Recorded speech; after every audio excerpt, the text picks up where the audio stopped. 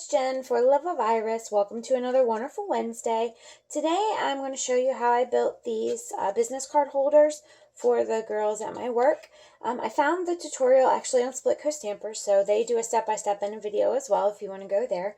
But these are the ones I made for the girls at work for Administrative Assistance Day. It uses the Love Blossoms 6x6 DSP and the You've Got This stamp set and just some cardstock. So let's get started. You're going to need several pieces of cardstock. The first one is going to be 4 1/4 by 6 1/2, and I'm just using Whisper White, the thick stuff. I'm not using the standard. The second piece is going to be 4 1/4 by 3, and I've actually already covered mine with DSP and used a scallop border punch. It's an old one, so I'm sorry, but any kind of punch you have will do. You could use the Botanical Blooms, that flower punch or flower die at the top, be really pretty. But anyway, so that one is 4 1/4 by 3, and then you can decorate it however you like. And then this last piece is 5 by 2 1/2. 5 by 2 1/2. Okay, so the first piece you're going to take, and you're going to, the first piece you're going to take is the 6 1/2 by 4 1/4. Take it on the 6 1/2 side, and you're going to score at 4, and that's the light colored one. Oops, sorry, you can't see. You're going to score at 4, and you're going to score at 2. Okay, and this is going to create your base. So you've got this piece scored at 4 and 2. I don't think you can see it, but anyway, okay, 2 and 4. And then this piece here, the small, the 2 1/2 by 5, you're going to score a 1/2 inch on both sides, 1/2 inch there, flip it around, score a 1/2 inch there, and then you're going to score on the 1 1/2 inch line, and you're going to score on the 1 inch line. And this is going to create the actual box of your cards. That's going to create this piece right here. Okay. All right. So let me remove my paper trimmer, and then what I'm going to do is I'm going to create the box first. I'm going to go ahead and reinforce our score lines.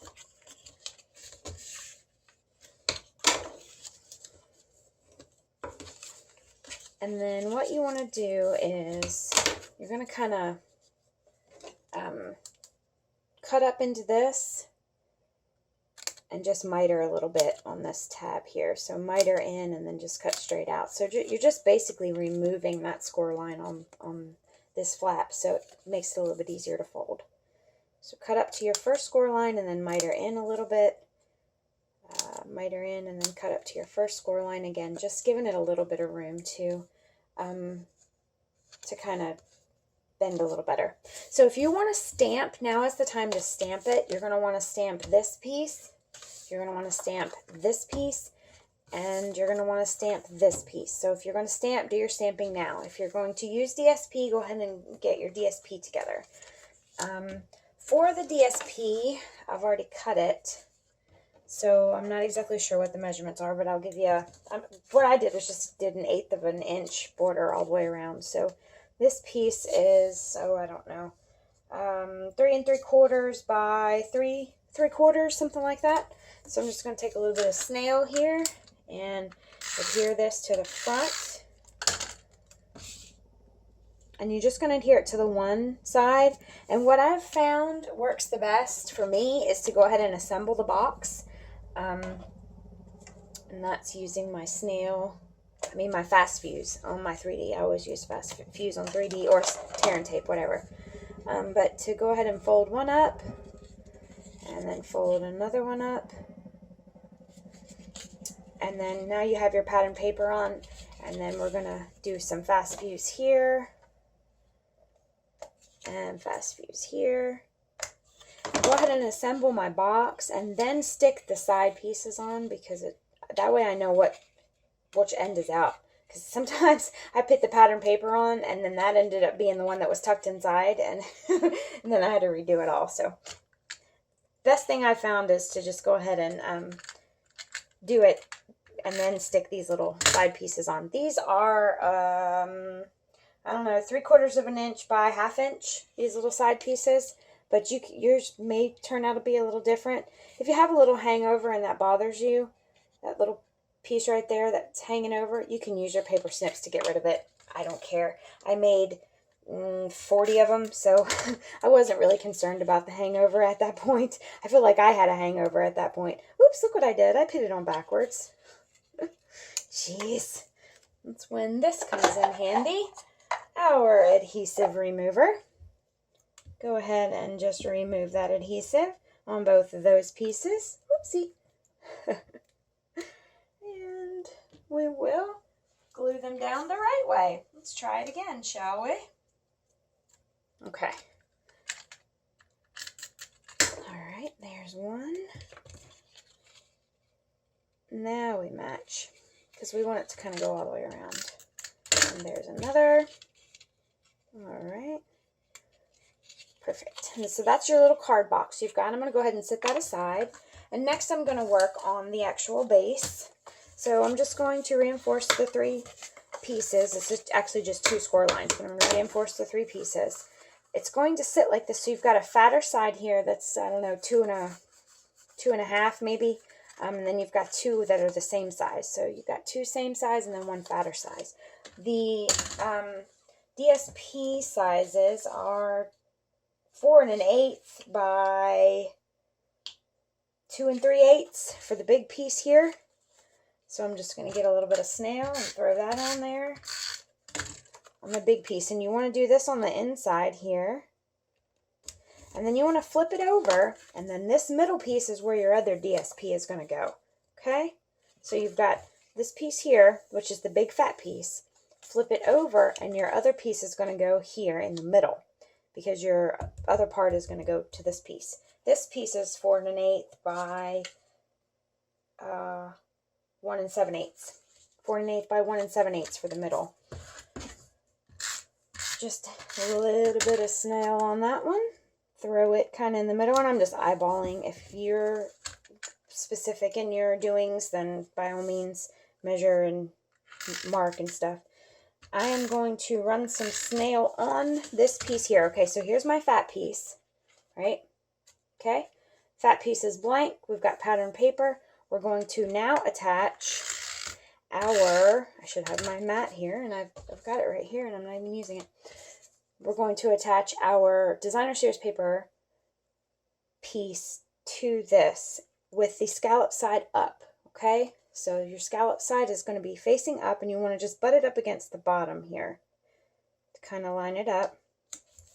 That way when you fold it, now your designer series paper is there on the front here, and then there on the back. I'm not concerned about this. If this bothers you, you may want to mat both sides of this piece that was, what was it, 4 1/4 by 3? Yeah. So this 4 1/4 by 3 piece, if you want it to be, if this bothers you, mat both sides before you punch it. So this is kind of where we stand right now. All right, I'm going to go ahead and bring back in our box and a little bit of tear and tape. And I'm going to go ahead and just add, oh, I don't know, a couple, 3 pieces of tear and tape. One on the end, one in the middle, one on the other end, and remove that backing. And then we are going to stick this onto the piece that's scalloped, okay? I lined it up pretty much at the bottom. I had, I don't know, 1/8 of an inch, 1/4 of an inch, something like that at the bottom. Stuck it down, and then just stick your hand in there and smash it down like that, because now you've got your easel. Okay? All right. Next, I am going to add a stopper, which I'm going to use the iced rhinestones as my stopper, and just peel one off the backing. Kind of look, okay, here's your easel, so you want to kind of pit it in the middle of this big fat piece, the bottom, towards the bottom, so that it will stop your business card holder from flopping open, and then it will stand upright. If it, see how it's popping like that? If it does that, this score line needs to be reinforced. Then it will stay. Ta-da! Okay, so now let's work on the sentiment. For this, you will need a piece of white or coordinating cardstock, whatever flavor you want, and it is 2 3/4 by 3/4. Okay, and I'm going to take rose red ink and the Just For You, or I'm Here For You stamp. I thought that was appropriate since it's a business card. Ink it up real well and stamp it close to the middle as you can. If you want to use your Stamp-A-Majig, have at it. Again, I did 40 of them, so it just got as close as it was going to get. And then I'm going to go around it with Garden Green, because those are the colors that coordinate, and with my sponge. And I have a video how I use my sponges.